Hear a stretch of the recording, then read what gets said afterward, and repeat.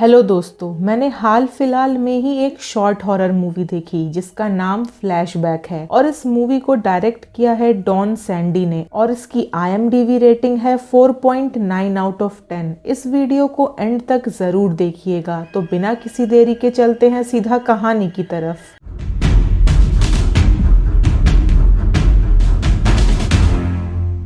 कहानी की शुरुआत में हम साल 2022 में जेस नाम की एक लड़की को देखते हैं जो प्रोफेशन वाइज एक योगा टीचर है। एक दिन जेस अपने स्टूडेंट्स को योगा सिखाते हुए क्लास के डोर के पास एक क्रिएचर को देखती है जिसने काले रंग के कपड़े पहने थे और अचानक से ही उस क्रिएचर के शरीर में एक टाइमर स्टार्ट हो जाता है। यहाँ जेस अपने स्टूडेंट्स को अपने सांसों पे कंट्रोल करना सिखा रही थी और बता रही थी कि कैसे हम अपने सांसों को कंट्रोल करके फिर से अपने पास्ट में हुए जिंदगी को जी सकते हैं। तभी कहानी आगे बढ़ती है और हम जेस को अपने एक फ्रेंड के साथ बात करते देखते हैं। यहाँ उसकी फ्रेंड उसके परेशानी का कारण पूछती है तो जेस उसे बताती है कि उसे हमेशा एक क्रिएचर दिखता है। उसकी फ्रेंड के आगे पूछने पर वो बताती है कि ये क्रिएचर बिल्कुल मिस्टर बोन्स जैसा दिखता है। ये मिस्टर बोन्स नाम का क्रिएचर उनके बचपन में दिखाया जाने वाला एक कार्टून कैरेक्टर था जिसकी शक्ल वल्चर जैसी थी और मोस्टली बच्चे उससे डरते थे, पर जेस को मिस्टर बोन्स काफी पसंद था। खैर,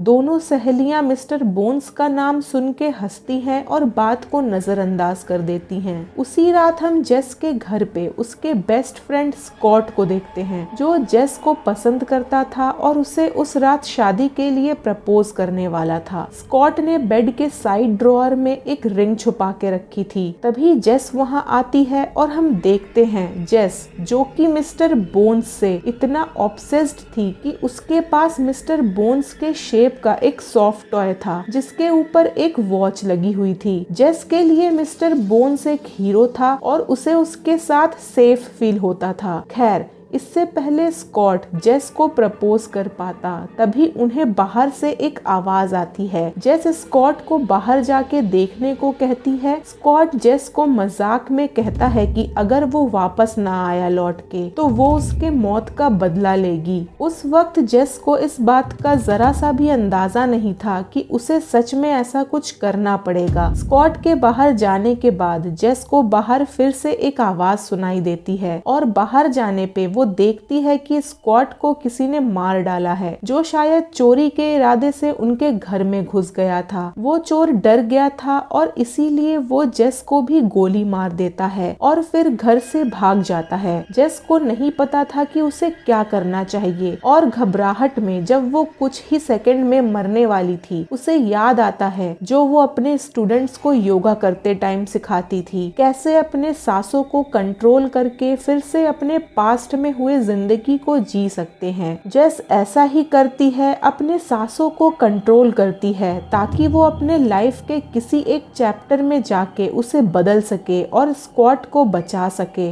जब जेस की आंख खुलती है तो वो अब 2008 में थी। उस दिन जेस का बर्थडे था और वो अपने सभी दोस्तों के साथ एक गेमिंग जोन में अपना बर्थडे सेलिब्रेट कर रही थी। जेस किसी तरह से स्कॉट को ढूंढती है और उसे आगे के 15 साल में होने वाली सारी बातें बताती है। स्कॉट को समझ नहीं आ रहा था कि अचानक से जेस इतना अलग क्यों बिहेव करने लगी है। जेस स्कॉट को कहती है कि फ्यूचर में वो किसी भी कीमत में उसके साथ रिलेशनशिप में नहीं आएगा। जेस को भरोसा था कि अगर वो दोनों साथ में नहीं होंगे तो फ्यूचर में स्कॉट की मौत भी नहीं होगी। स्कॉट उसे प्रॉमिस करता है कि वो कभी उसके साथ रिलेशनशिप में नहीं आएगा। जिसके बाद हम मिस्टर बोन्स को देखते हैं जिसके बॉडी में एक टाइमर चल रहा था। वो टाइमर के ऑफ होने से पहले जेस को वहां से लेके चला जाता है। जेस अपने सेंस में आती है। वो अब 2022 में थी। वो रियलाइज करती है कि उसने अपने पास्ट को सक्सेसफुली चेंज कर दिया है और इसीलिए अब स्क्वाट जिसने उसी के सहेली जिसे हमने स्टार्टिंग में जेस के साथ देखा था उससे शादी कर ली है। जेस को स्क्वाट को किसी और के साथ देख के बहुत खराब लगता है पर वो इस बात से से खुश थी कि स्क्वाट और वो दोनों ही जिंदा थे और यहाँ ये मूवी खत्म हो जाती है।